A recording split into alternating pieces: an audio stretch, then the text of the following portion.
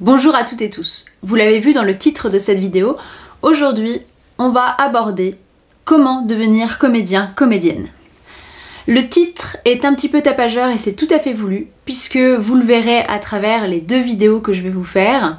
Peut-être 3 si celle-ci est trop longue. Il n'y a pas de recette miracle pour faire ce métier. Et quand moi j'étais en 3e, puis en seconde, puis toutes mes années lycée, même au début de mes années de fac, j'aurais aimé en fait qu'il y ait ce genre de témoignages sur YouTube de personnes dont c'est le métier, que ces personnes m'expliquent leur parcours, par où elles étaient passées, par quoi, et pas qu'on me raconte juste une belle histoire de j'ai toujours su que je voulais faire ce métier, j'ai fait une école de théâtre et aujourd'hui je fais ce métier et je tourne dans toute la France, etc. Puisque c'est une réalité réellement faussée. Si vous me voyez regarder par là, c'est parce que j'ai tout scripté pour ne rien oublier. Dans cette première partie de vidéo, je vais d'abord vous parler de mon parcours à moi et ensuite je répondrai aux questions.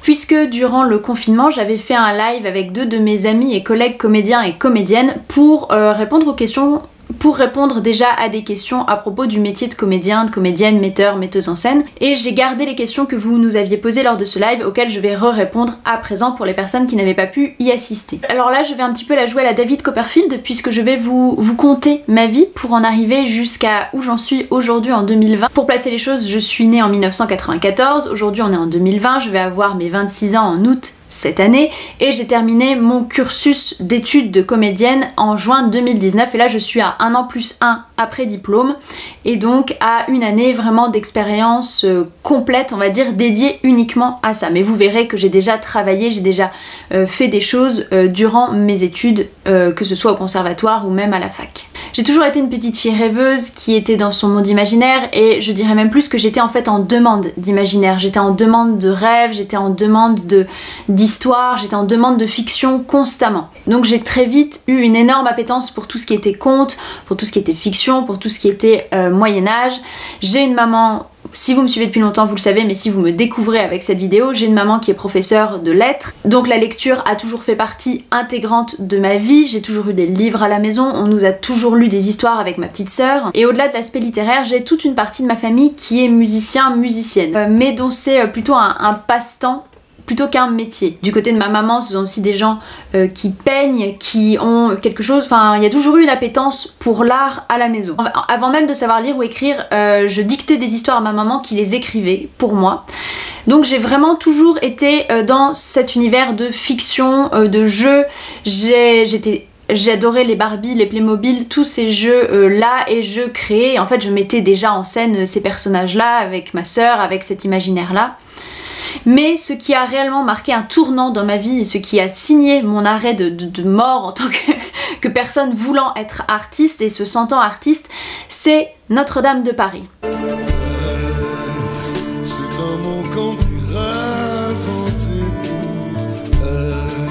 Là, la grande vague comédie musicale qui s'en est suivie avec Roméo et Juliette, avec dans une moindre mesure les 10 commandements, avec aussi je pense à l'album d'Émilie Joly sorti en 98 je crois, avec tous les chanteurs et chanteuses célèbres qui reprenaient les chansons d'Émilie Joly. Il y a eu tout ça qui a fait que j'ai compris que tu pouvais lier imaginaire et art. Et juste après, ou pendant aussi les comédies musicales, est arrivée la Star Academy, la Nouvelle Star, toute la vague des télécrochets dans ma vie. Et mon rêve d'enfant, c'était de faire la Star Academy, donc de prendre des cours de chant, de danse et de théâtre. Et c'est donc ce que j'ai fait dans ma vie d'enfant puisque j'ai fait des cours de danse, j'ai fait du solfège et du piano et ensuite j'ai fait des ateliers théâtre. Très vite il s'est quand même dégagé des choses pour lesquelles j'étais plus douée que d'autres, mais lors du deuxième gala auquel j'ai participé de mon école, il y a eu un casting pour jouer le rôle d'une petite fille qui visite Paris et qui découvre Paris. Et c'est moi qui ai remporté ce casting, c'est le premier et le seul casting que j'ai remporté de ma vie, donc c'est...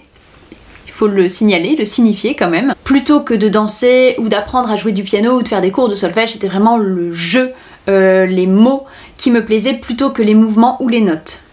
C'était par ça que j'arrivais le mieux à m'exprimer, en tout cas. En revanche, je ne suis pas du tout attirée par le cinéma. Voilà, je regarde énormément de dessins animés, hein, tout ce qui peut exister, mais le cinéma, je regarde pas du tout de films parce que j'ai un très gros problème, enfin j'avais un très gros problème en fait durant l'enfance, c'est que je n'arrivais pas à scinder fiction et réalité. Toute ma primaire, j'ai regardé vraiment très peu de films, à part des comédies on va dire françaises où vraiment c'était juste drôle et il n'y avait pas d'histoire et c'était pas compliqué et il n'y avait pas de risque que ça puisse m'impacter dans ma vie de voir des acteurs, actrices souffrir, même si c'était pour de faux. Moi j'arrivais pas à me dire c'est pour de faux.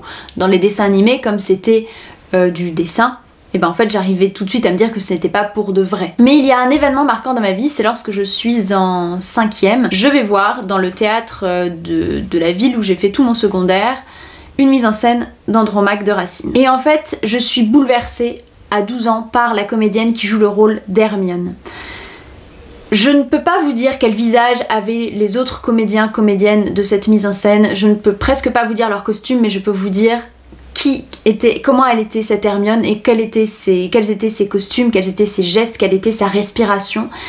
Elle était très loin de tous les canons de beauté que j'avais connus jusqu'alors, donc c'est-à-dire plutôt grande, blonde, fine mais avec des formes, les yeux bleus, une voix plutôt fluette. Et cette Hermione là, elle était plutôt petite, des cheveux courts, très courts, coupés, bruns. Une voix plutôt grave, enfin qui allait chercher dans ses graves, très fine, voire presque maigre, avec pas du tout de forme, et qui jouait Hermione, enfin qui incarnait Hermione. Elle avait une façon de le dire, de le vivre et d'incarner en fait dans son corps, dans sa propre corporalité, et elle m'a fascinée en fait. Et c'est là que j'ai su en fait c'était fini, et je me suis dit que je voulais en fait vivre ça, jouer ça, dire ces mots-là, précisément ce rôle-là, je voulais le vivre moi aussi, je voulais l'incarner, je voulais traverser ce personnage-là. Je fais donc mon collège, je fais un atelier théâtre en 3e, et en 3e justement se pose la question du lycée et de ma future orientation. Je sais que tout est différent au niveau, il y a eu des réformes, il y a eu quelques réformes du bac entre temps qui sont passées, des réformes du lycée aussi, des réformes des options, donc ce que je vous dis était en rigueur il y a une dizaine d'années maintenant, mais aujourd'hui tout a bien changé et je ne pourrais pas vous dire précisément comment ça se passe, mais moi en fait il existait ce qu'on appelle les options théâtre. Le lycée, ça a été les 3 plus belles années de toute ma vie. J'ai fait l'option théâtre lourde et facultative en terminale, je me suis rajouté ça en plus avec grand plaisir et grande passion, et j'ai fait bien sûr un bac littéraire. Et la toute première scène qu'on a travaillée dans l'option théâtre en seconde, c'est la scène d'Hermione dans Andromaque, la scène entre Hermione et Cléone. Je fais ce que tu veux, je consens qu'il me voie, je lui veux bien encore accorder cette joie. Pylade va bientôt conduire ici ses pas, mais si je m'en croyais, je ne le verrai pas. J'apprends ce texte classique par cœur, puisque jusque-là j'avais dans les ateliers travaillé exclusivement des textes contemporains et j'avais appris 1 ou 2 scènes de Molière au collège en cours de français.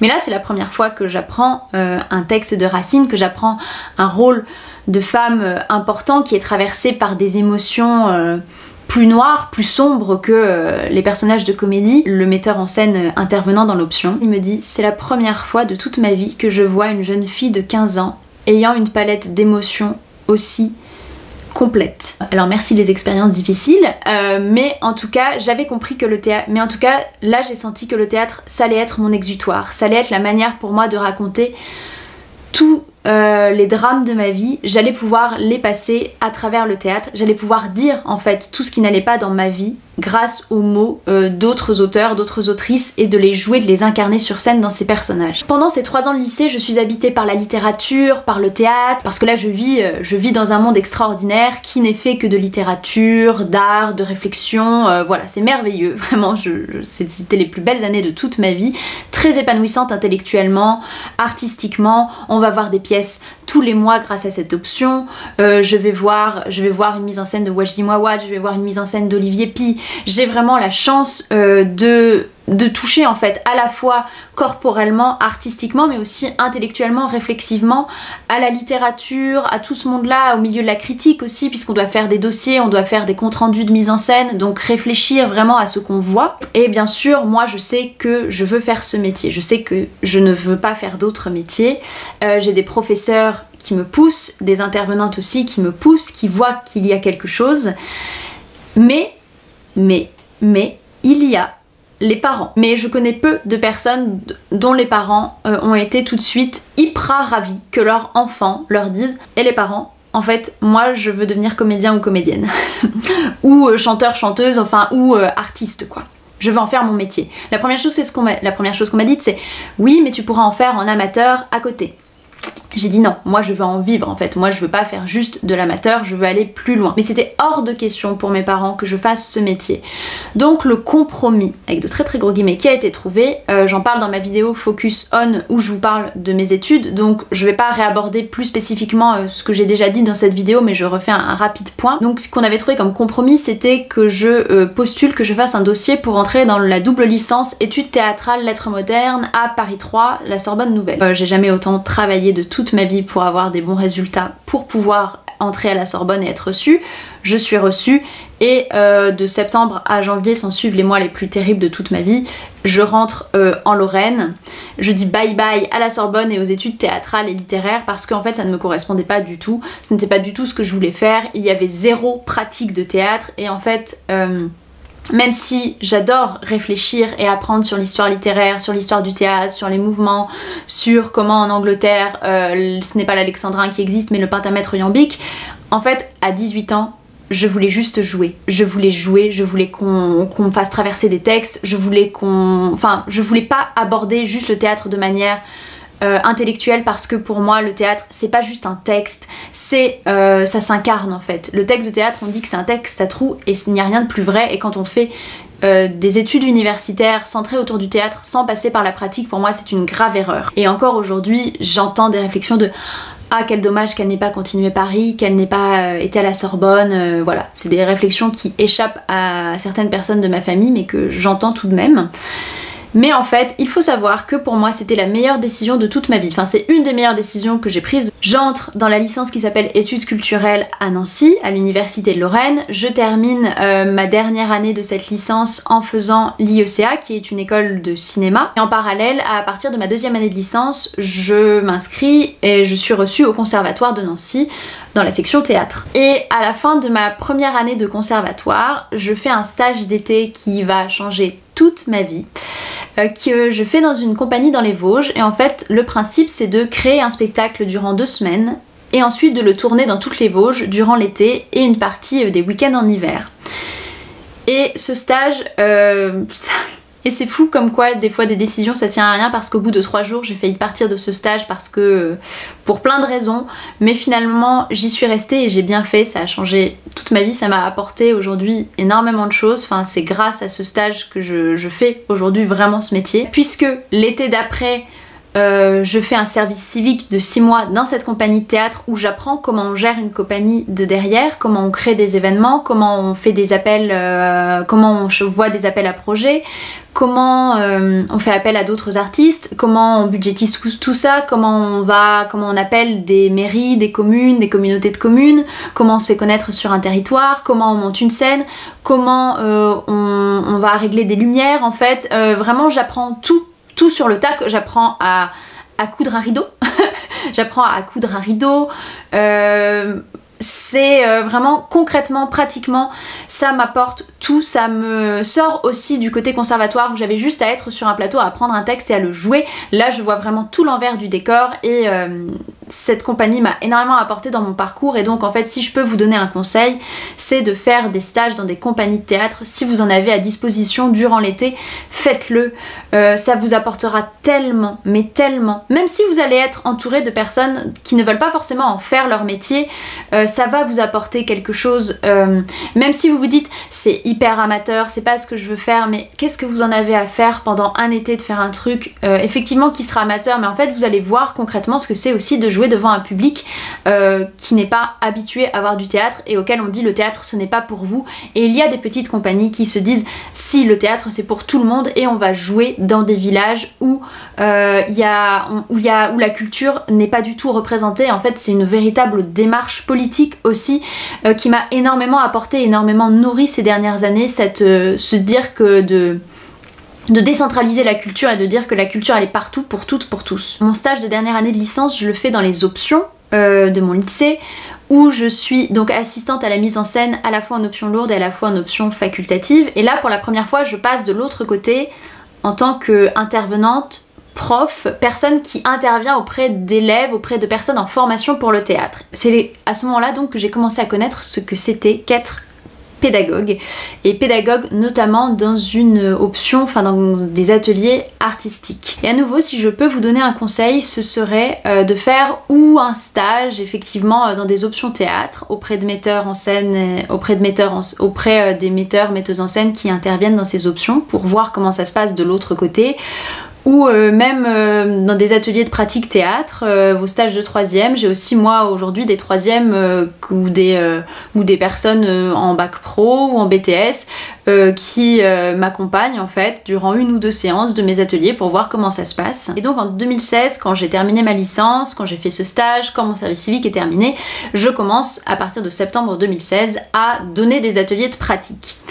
Ça s'apprend d'être pédagogue. Mes tout premières élèves ont payé les pots cassés, hein, un petit peu, parce que c'était la première fois que j'avais des enfants notamment, et ça prend vraiment à gérer une classe de 14 à 15 enfants de primaire après leur fin de journée d'école un jeudi soir. On a l'impression vraiment d'entrer dans l'arène avec des fauves. Et depuis donc 2016, j'enseigne dans des ateliers de pratique, que ce soit des enfants, à des pré-ados, à des ados. J'ai donné quelques cours à des adultes aussi, mais aujourd'hui une grosse partie de mon temps est dédiée à la pédagogie, à l'enseignement du théâtre par des ateliers de pratique. Après 2016, donc je donne des ateliers de pratique théâtre et je continue le conservatoire, et en septembre 2017, je tente le concours d'entrée dans le cycle spécialisé théâtre du conservatoire qui est le DET, diplôme d'études théâtrales.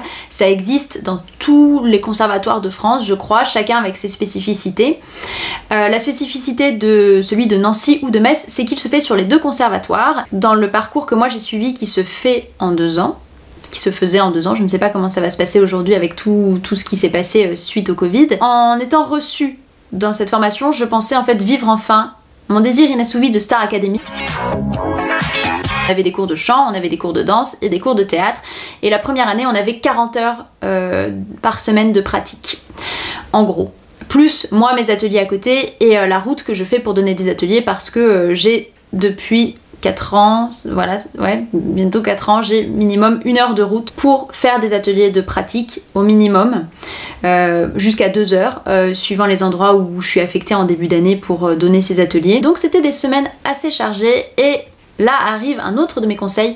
Si vous êtes quelqu'un d'un peu flemmard et flemmarde, réveillez-vous, parce que c'est un métier où il faut travailler, il ne faut pas avoir peur du travail, parce que en plus de ces 40 heures en présentiel, il y avait toutes les heures que moi je passais chez moi à apprendre mes textes, et les heures supplémentaires où je répétais, mais je ne répétais pas pendant mes heures de cours en fait. Je prenais sur d'autres temps, d'autres créneaux avec d'autres de mes partenaires de jeu pour se dire viens à cette heure-ci si on fait rien et tout, ou ce week-end, ou même dimanche, on prend une salle et on répète quoi.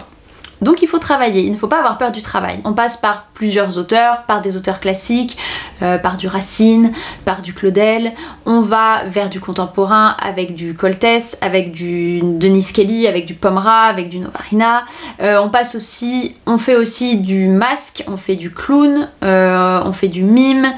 On fait du jeu extrêmement réaliste, on fait des écritures de plateau, enfin on passe vraiment par beaucoup de choses dans cette formation, avec la danse et le chant toujours en parallèle, en pointillé durant ces semaines-là. La 2e année, le rythme a été allégé parce qu'il fallait aussi commencer à se créer son réseau, et là vient la chose la plus importante dans ce milieu, dans tous les milieux artistiques, c'est le réseau, c'est votre réseau. C'est-à-dire que si moi je peux travailler aujourd'hui, et c'est le cas pour d'autres personnes qui étaient dans ma formation. Si aujourd'hui je peux travailler, ce n'est pas grâce au conservatoire en fait, puisque le conservatoire m'a appris des techniques de jeu, des techniques d'apprentissage de texte, des techniques de langue, des phrasés différents, des corporalités différentes, des approches différentes de la pratique théâtrale, mais à aucun moment le conservatoire n'a été un vecteur de rencontres professionnelles. Ce n'est pas le but normal, ce n'est pas le but du conservatoire, mais renseignez-vous, parce que suivant les conservatoires et les diplômes, il y a plus ou moins des liens avec certaines structures importantes et certains directeurs et directrices de ces structures aussi. Certains conservatoires et certaines sections spécialisées sont plus intéressantes pour tout ce qui est réseau et pour tout le post-conservatoire que d'autres. Alors sachez-le, il s'est passé quelques heures, il n'y avait plus de place pour la carte mémoire, il n'y avait plus de batterie. Ensuite j'ai refilmé une première fois, la mise au point était complètement floue. Donc là je filme, on est à la fin de journée. Mais j'enchaîne. Le but, moi, de ma formation, c'était majoritairement, ça l'est devenu en deuxième année en tout cas, de préparer au concours dit des grandes écoles de théâtre. Les grandes écoles de théâtre, ce n'est pas le cours Florent, hein, les grandes écoles de théâtre en France, c'est le Conservatoire national d'art dramatique de Paris, il y a le théâtre de Strasbourg, donc le TNS, Théâtre national de Strasbourg, il y a le TNB en Bretagne, il y a Saint-Étienne, il y a Lyon, et j'en oublie une, il y en a en Belgique, il y a Bruxelles, il y a Liège, il y a Mons, et ces grandes écoles se préparent sur concours, c'est national, je vais pas vous faire un point concours de grandes écoles, mais... c'est le Graal en fait pour les apprentis comédiens et comédiennes, parce que une fois sortis de ces écoles, vous avez le tampon grandes écoles, et ce qui fait qu'une partie de votre salaire est pris en charge durant 3 ans par l'État. Donc vous avez plus de chances de travailler à la sortie de ces écoles-là plutôt que à la sortie de conservatoire où votre salaire n'est pas pris en charge par l'État. C'est majoritairement la grande différence, et s'il y a un endroit où le diplôme joue, c'est au niveau de ces grandes écoles là, parce qu'il y a ce prestige, cette renommée là, et le fait que votre salaire soit pris en charge durant vos 3 premières années de sortie d'école. Mais personnellement ces concours, je les avais passés pas durant mon cycle spécialisé au conservatoire, mais avant. Et ça s'était mal passé, puisque quand j'ai passé Strasbourg, j'avais une crise de Crohn due au stress qui a commencé à arriver. J'ai dû prendre des cachets antidouleurs, et ces cachets antidouleurs sont tellement puissants qu'en fait j'étais complètement stone quand j'ai passé le concours. Donc je l'ai pas eu, hein. Enfin voilà, le jury était très flou en face de moi. Donc là, un petit point, ne buvez pas, ne prenez pas de cachets, ne prenez pas de substances illicites avant de jouer, n'en prenez pas dans la vie de tous les jours, hein, et ne faites pas ça, c'est pas bon. Mais d'autant plus quand vous jouez en fait, parce que vous avez l'impression que ça vous déstresse et que ça vous rend hyper bon et que ça vous libère et tout, et c'est pas vrai, hein. En face, le public, on voit très bien que la personne, elle est pas dans son état normal. Et quand j'ai passé Lyon, en fait, j'étais dans les dernières à passer de toute la saison de recrutement, la dernière de la journée, donc ils recherchaient plus personne, en fait ils avaient déjà leur quota. Et quand je suis passée et à ma scène classique et à ma scène contemporaine, au bout de 3 répliques avec mes partenaires, on m'a dit merci. C'est très dur, il faut le faire l'expérience concours, parce que ça casse bien votre ego et ça vous remet bien en place, mais c'est pas facile. En juin 2019, donc il y a tout juste 1 an, je passe mon examen du DET, examen qui ne se passe pas très bien, pas le fait de jouer en lui-même, mais au niveau des résultats. Et puis l'ambiance en fait, au bout de 2 ans à vivre à 15-40 heures par semaine ensemble, on n'en pouvait plus les uns des autres, et c'est normal, hein, comme dans tout groupe qui se voit tout le temps, d'autant plus dans des formations comme ça artistiques qui sont très exigeantes, et exigeantes surtout émotionnellement en fait. On est tout le temps connecté à nos émotions, on doit tout le temps être connecté à ce qui se passe en nous, à observer par rapport aux autres. Le rapport avec le monde est assez particulier, en tout cas dans ces formations, et on n'est pas tous aux mêmes endroits. Au niveau des égos, ça se joue différemment aussi. Il y a des gens qui ont des égos très très forts, très très puissants, qui écrasent parfois malgré eux. Il y a des gens qui en ont pas du tout, et enfin c'est très compliqué à gérer en groupe, en communauté. Et en fait en fin d'année dernière, on n'en pouvait tous plus les uns des unes des autres. Et ça c'est une chose aussi à savoir, c'est qu'en fait vous n'allez jamais être tout seul dans ce métier. Faire théâtre tout seul dans son salon, c'est pas possible. Vous pouvez pas apprendre un texte par cœur et le jouer comme ça chez vous. Vous ne faites pas du théâtre en faisant ça. Le théâtre, c'est l'art social par excellence. C'est pas un art qu'on fait pour soi, le théâtre. C'est un art qu'on fait pour les autres. On peut danser pour soi et se faire du bien, on peut chanter pour soi et se faire du bien, je trouve, mais d'un coup jouer pour soi, il faut qu'il y ait un regard. C'est en tout cas moi c'est une des leçons que j'ai retirées de ce confinement, c'est que d'un coup le théâtre, on peut pas le faire tout seul. On est obligé d'avoir des gens avec soi pour faire théâtre, et c'est un art social. Et si vous ne supportez pas du tout les gens, réfléchissez-y, parce que vous allez tout le temps être confronté à des gens. Vous allez être confronté à des gens ayant des égos très puissants, à des gens parfois pas très sains, autant on va dire qu'ils soient autant des gens pervers, hein, parfois, autant des gens aussi qui sont pas sains juste parce qu'ils ont des soucis et qu'ils veulent pas les soigner. Mais ça existe, hein, dans ce milieu-là, sachez-le. Cette formation de 2 ans, moi personnellement, elle m'a esquintée physiquement, émotionnellement et artistiquement. J'étais vraiment éreintée et fatiguée. Parce que, et en plus ça s'est vraiment pas du tout concrétisé sur ce à quoi je m'attendais, vu le nombre d'heures que j'avais passé à travailler. En fait, les jurys artistiques, c'est d'autant plus piégeux que les jurys de concours en général. À chaque fois qu'on passe un concours oral, il y a des choses subjectives qui rentrent en jeu, mais le théâtre, c'est pas des mathématiques, c'est-à-dire que c'est pas 1 plus 1, c'est pas parce que vous avez travaillé, c'est pas parce que le public est touché et vous trouve bon et juste que le jury, sur lui, ça va marcher, en fait. C'est beaucoup plus subjectif que ça. Si vous êtes une femme et que le jury est composé majoritairement d'hommes, ça rentre en jeu. Si physiquement vous plaisez, si physiquement vous jouez de votre physique, si vous jouez d'un caractère plus fort, enfin d'un coup... il n'y a pas que ça qui rentre en jeu, il faut le savoir aussi. Artistiquement, d'un coup, c'est extrêmement subjectif, comme dans des examens oraux en général, mais là d'autant plus au théâtre où on vous demande en plus de créer un mythe artistique autour de vous parfois, et c'est lourd à porter en tout cas. Et vous, parfois, vous n'allez absolument pas plaire à un jury précisément. Et si ça avait été un autre jury, ça aurait été vous et pas quelqu'un d'autre. Et c'est injuste, voilà, c'est ingrat et injuste, et il faut l'avoir en tête. Et il faut l'avoir en tête que il faut énormément travailler, mais que cette dose de travail n'est pas forcément récompensée, et que parfois ce sont des personnes qui ne travaillent pas du tout, qui ne sont pas engagées au même endroit que vous, qui vont d'un coup briller parce qu'elles vont plaire à un jury comme ça d'un coup, et vous n'allez pas plaire. Une des épreuves de mon examen de fin d'année, c'était de mettre en scène un début de spectacle, ce que j'ai fait avec ma sœur qui est danseuse. Et notre but à terme est d'avoir une compagnie où on ferait de la danse et du théâtre.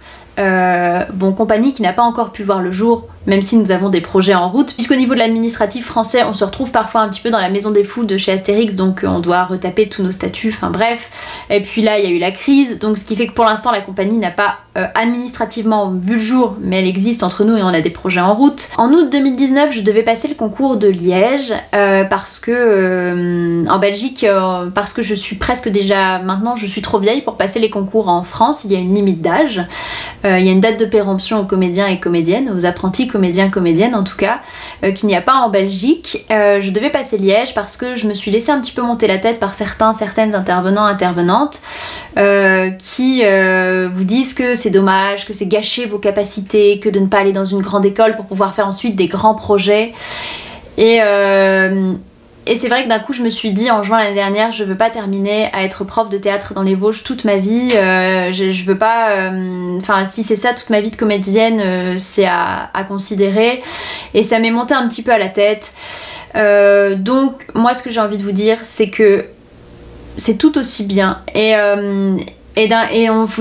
en fait à nouveau il y a vraiment un truc de flatterie d'ego qui rentre en jeu et qui est pas sain. Sachez vous entourer de personnes saines, c'est très important pour moi dans mon parcours. J'ai des personnes sur qui je peux compter, j'ai des personnes qui seront toujours honnêtes et cash avec moi en étant toujours extrêmement bienveillants et bienveillantes, mais il vous faut des personnes comme ça, il vous faut des personnes qui vous remettent les pieds sur terre, qui savent vous dire non, là t'es pas au bon endroit, là t'es pas juste, là c'est pas sincère. Il faut ces personnes-là. Et on apprend aussi à faire le tri au fur et à mesure entre les gens qui vous disent t'as une présence extraordinaire, on ne voit que toi, et les gens qui savent vous dire tu m'as touché, j'ai été émue, j'ai éprouvé des émotions. Et il faut faire attention à ce genre de discours. Donc aujourd'hui, si je fais le bilan de cette année plus 1, de septembre à janvier, ça a été très difficile. J'étais 5 mois sur mon canapé à attendre qu'on m'appelle pour des projets.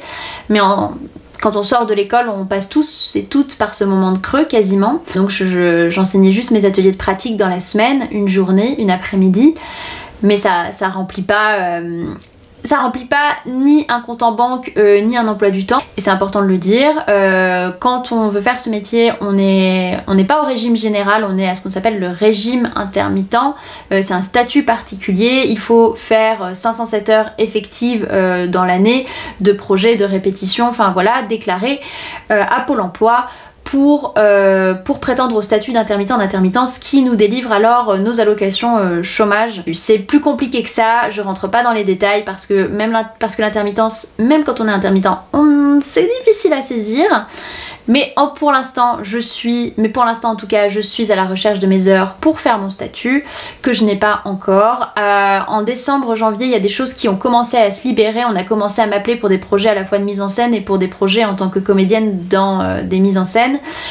Forcément, avec la crise sanitaire, tout a été mis en suspens ou a été annulé. À voir ce qui va se passer durant les mois à venir et dans l'année prochaine. Préparez-vous en fait au début de votre carrière, à la sortie de votre école, à faire beaucoup de choses, si vous ne sortez pas de grandes écoles entre guillemets, à faire des choses bénévolement pour juste vous faire un nom et juste pour que les gens puissent vous connaître, et aussi parce que le milieu de la culture, c'est l'un des premiers endroits où, niveau budgétaire, on va couper depuis des années. On considère que la culture, c'est pas très important.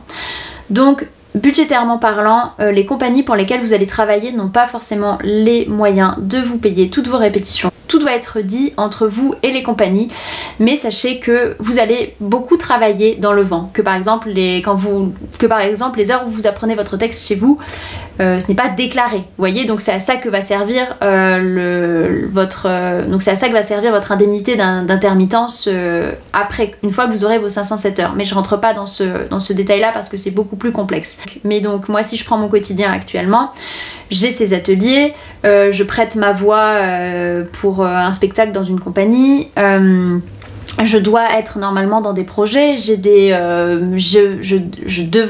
projets que j'ai mis en scène qui devraient voir le jour, peut-être pas l'année prochaine du coup, mais peut-être l'année suivante, parce que ça c'est aussi ça à prendre en compte, c'est que on prévoit sur 2-3 ans avant de jouer ces spectacles ou ces projets, donc tout est question de temps. Donc les premières années post-conservatoire c'est dur, et si j'avais pas eu de réseau ça aurait été encore plus difficile, je n'aurais vraiment rien eu. Donc ça c'est important à se mettre en tête. Je peux être amenée aussi à jouer dans des courts-métrages. Et par rapport au cinéma, justement, on pense souvent que quand on dit je veux faire acteur, on pense souvent que quand on dit je veux faire comédien, comédienne, on dit ah oui tu veux jouer dans des films. Personnellement je ne veux pas jouer dans des films, c'est pas ce qui m'intéresse. Si j'ai l'occasion de jouer dans un long métrage, pourquoi pas, à voir si le projet me plaît et me parle, bien sûr, comme toujours. Mais je vous l'ai dit, j'ai fait une école de cinéma, même si c'était pas une école de jeu, j'ai été amenée à jouer dans les courts-métrages étudiants et étudiantes, et personnellement j'aime pas du tout ce rapport à la caméra et j'aime pas cette façon-là de travailler un personnage. C'est pas ce qui me parle, c'est pas ce qui me touche. Parce que moi j'aime bien être sur le fil, vous voyez, traverser un personnage avec un public en face de soi pendant 2 heures, aller au bout de ses émotions, alors que le cinéma, une caméra c'est très très froid, et filmer la scène de fin le premier jour, la première scène 6 jours plus tard, faire des plans comme ça, des champs contre champs, avoir une équipe technique d'une 15aine de personnes qui vous regardent mais qui est pas là pour vibrer avec vous, enfin c'est pas, on n'est pas au même endroit dans le théâtre et dans le cinéma, et personnellement je cours pas après les castings quoi. Et c'est donc tout pour mon parcours. Je filmerai une prochaine fois mes réponses aux questions que vous nous aviez posées et que vous m'avez aussi posées sur Instagram par rapport à ce métier. J'espère que ça vous aura intéressé. À très bientôt pour la suite de cette vidéo.